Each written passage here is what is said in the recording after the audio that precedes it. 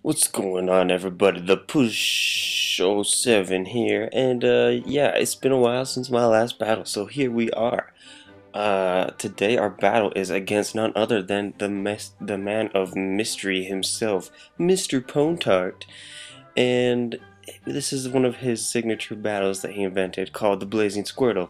If you're not familiar with the Blazin Squirtle, it is a battle in which two players, because let's face it, we can't do 3 or 4, two players choose their favorite Pokemon for whatever reason, and they do not have to worry about being judged on whether that is the most competitive or the smartest thing to do. And yeah, you can just choose whatever you want to use here. He likes to use like Squirtle and Mime Jr. and all that kind of stuff. And then he also does like a team preview or a team breakdown at the beginning. So we're going to do that right here. Our team breakdown.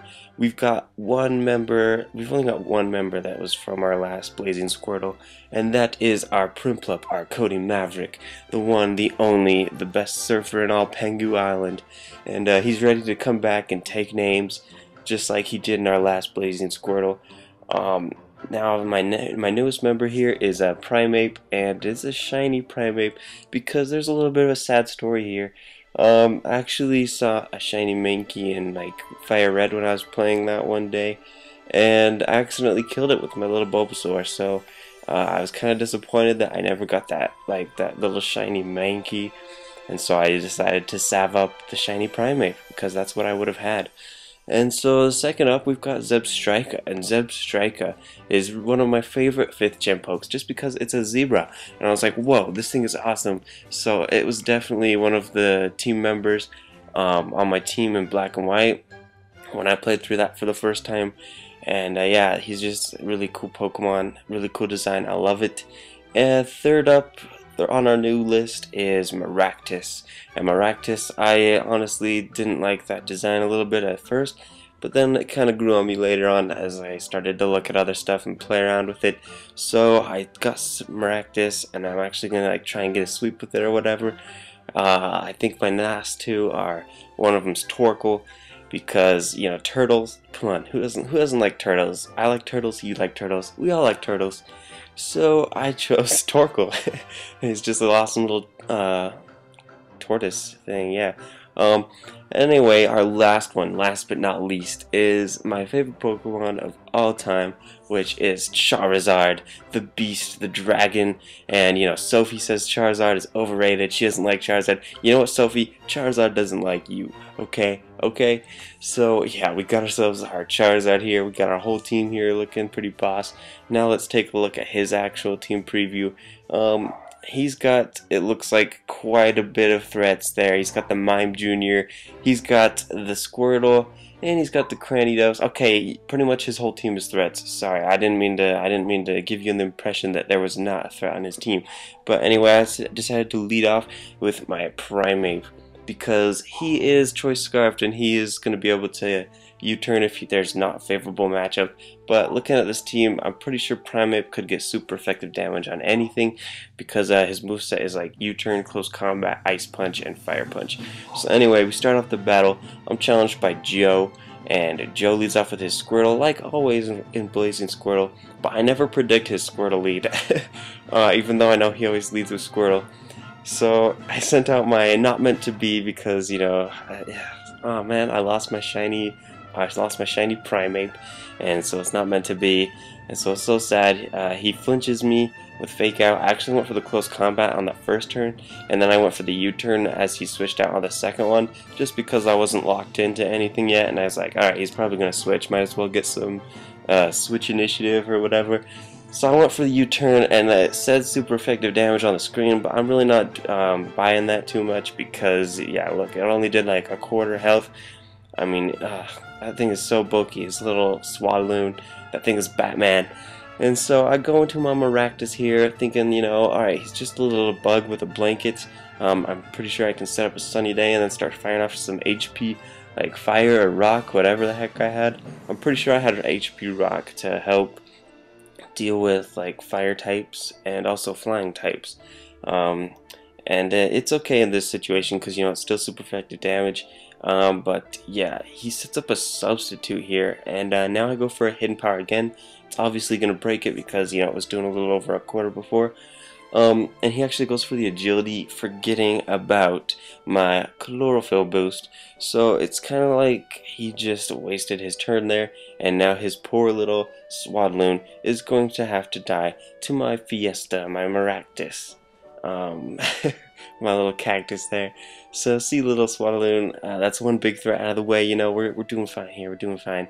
Now he's gonna send in his Junior Mint, who's like one of his two signature Blazin Squirtle pokes, and I'm gonna go for that Solar Beam, that stab Solar Beam. You know, I get to absorb the light and fire it off, and Mime Jr. just takes this like a gangster over here. He goes for the Thunder Wave, so now I'm just pretty much paralyzed. I guess he could have gone for the Psychic, but he also went for the Thunder Wave just in case I switch to something else. And now he's able to go for the Psychic. Pretty sure that's going to take me out because this Maractus is pretty frail. Oh, nope, it doesn't though, because his Mime Jr. is probably like the bulky one, so he doesn't have any attack EVs. So yeah, I get a Toxic off on him, which is going to be great because that's pretty much the only way I can take this thing down since it's so bulky. The only way I could kill it is if I get it Toxic or if he uses Healing Wish that will kill himself. But anyway, yeah, look at that. Alright, so we're gonna send out our Thorn here. Oh yes, our Charizard. And this is like the first time I've actually uploaded a video with my favorite Pokemon ever in it. That's Wi-Fi Battle. Like, I used it in a PO video, but yeah, this is his Wi-Fi Battle debut, and it's against Slug Life over here. This little, what's his name, Shellos. And I was kind of disappointed when I found out I saw Shellos for the first time. I think I saw the pink one, and it looked like Lapras. It looked like a little baby Lapras because it had like the shells on its back. And then I was all disappointed when I found out it evolved into Gastrodon. I was just like, what? What? What the heck? And so, yeah, he Toxics me as I set up a sunny day with my Thorn over here. Time to go for some Solar Beams, but he goes for the Protect. I'm just like, wow, man, really? You're gonna be like that? So, hoping that he doesn't go for a double Protect because I hate those things. And I also think it's kind of cool how they still do that absorbing sunlight animation while the guy uses Protect. Because, you know, the more battle animations, the better, in my opinion. I love those things. And so anyway, he switches on my next Solar Beam into his Junior Mint. And look at this, I've got my solar powered Charizard, okay? I know Charizard's not the weakest thing out there, but he's pretty dang strong. So I go for a Solar Beam, right? Charge up my solar power, you know, like shoot this giant beam of light into this Mime's chest, and he just takes it like a man. I'm just like, whoa, dude. Good thing I had that thing Toxic because I'd be pretty scared, you know, if I didn't. But luckily I did have him Toxic, so he dies to that, and I don't have to suffer another turn of Toxic damage. He's gonna send out, I believe, his Squirtle here now to revenge kill with a Fake Out / Aqua Jet combo, which will Toxic stall me out. So I'm predicting a Fake Out. I'll go to my Speed, who is defensive. Oh yeah, another reason why I chose this guy is my friends call me Speed. The Swan Princess, that movie, that's pretty funny. But yeah, take the Fake Out like a champ. Now he predicts me to go for a Stealth Rock and gets off his Magic Coat. I'm just like, ah, dang it. I always forget that he has a Magic Coat Squirtle now. I was thinking it was his Life Orb Squirtle with the Ice Punch, Rapid Spin, Aqua Jet, and Fake Out. But apparently this is his Magic Coat / Fake Out / I don't know what his other moves are because I killed him before I got to see any other moves. But anyway, he predicts my Rapid Spin / Stealth Rock, and so he goes out to his Godzilla. I wanted to Rapid Spin away the rocks just so I could send in Charizard and get some more hits off with him. And he actually gets his Flame Orb, his Guts boost from his Flame Orb, and now he's got another +1 with that Dragon Dance. So he's looking like pretty set to sweep my whole team here. I'm pretty much gonna die now to anything. I'm just gonna be able to get off a Lava Plume actually. Oh, he actually misses, and so I get to get off a Lava Plume, which actually does matter so much because look at all the extra damage I gave to him. So now his burn recoil is not gonna be able to or he's gonna die in like a few turns to burn recoil if I can't stop his sweep. See, his earthquake leaves me at like 11 HP. Not sure if that's max or min damage, but as you know, that stone edge before would have left me at the same thing, and then he could have killed me off earlier. And yeah, he wouldn't have died, or he would have been still alive, you know, and my Torkoal would be dead. But now I have a Torkoal out here, so I'm playing like Haxer over here, like Georgie, you know, just doing my thing, hacking out people. He goes for a recover here. I go for a toxic just on the off chance he does not want to kill me, and he does not want to kill me. So we gonna toxic that slug life over there, and he's gonna get slowly whittled down. So you know, that's great. I got like his slug life toxic. I got his Mime Jr. toxic. Wait, actually I think that's dead. But yeah, this thing is like his other little wall on the team, so it's good to have him toxic. Anyway, Skull's gonna take him out. Poor guy. And I had to go look this up actually. Crap, my phone's ringing. Alright, press the end button. Okay. Oh shoot, I think that's my uncle. But yeah, I sent out my Thunder Horse here because I wanted to get some charge beams off and stuff like that. It's too bad this wasn't my Scarfed Thunder Horse, and it's just like a charge beam set. But yeah, you'll see why it's too bad he's not scarfed in a minute.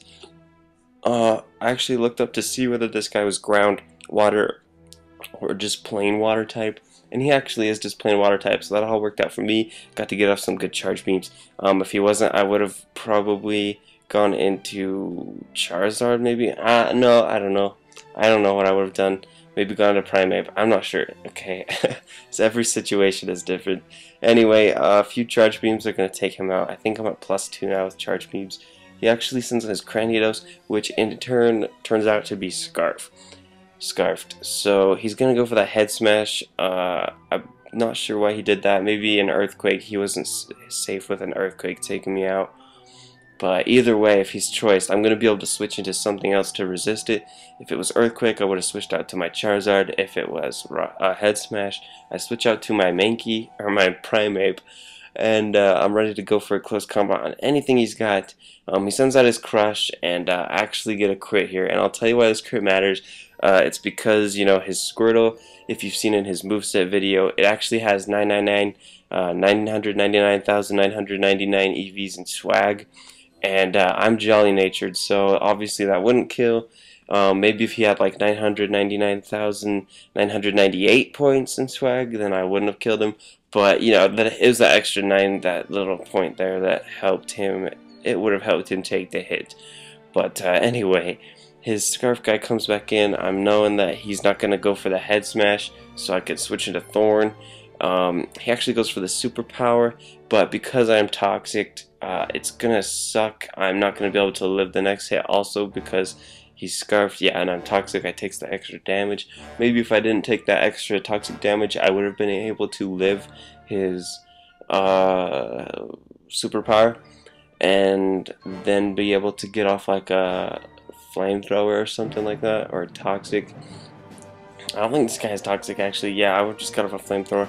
But anyway, it's still nice having him do the extra hit there because now he's at -2, and I know that anything on my team really can take a hit from this guy. So I send in Cody Maverick, the surfing legend himself, and he's going to be able to take out the Cranidos just like in my LP.